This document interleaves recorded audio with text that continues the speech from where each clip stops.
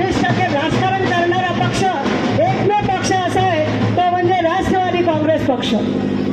मग आपल्या सर्व मी अमरावती विधानसभा मतदारसंघाची आमदार झाली. आपल्या सर्वांचा आशीर्वाद, आपल्या सर्वांचं सहकार्य मला मिळालं, म्हणून या ठिकाणी काम करण्याची संधी मिळाली. त्याबद्दल आपल्या सर्वांचे मी मनापासून खूप खूप स्वागत करते.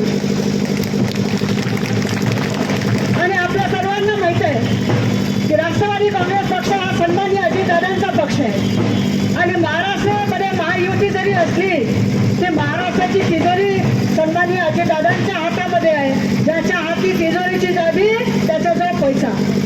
आज मला या ठिकाणी सांगावं असं वाटतं की या ठिकाणी अमरावती महानगरपालिकेचं उत्पन्न फार कमी आहे.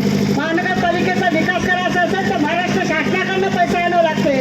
महानगरपालिकेचे नगरसेवक त्या ठिकाणी काम करू शकत नाही, कारण पैसा नसल्यामुळे त्या ठिकाणी विकास होऊ शकत नाही.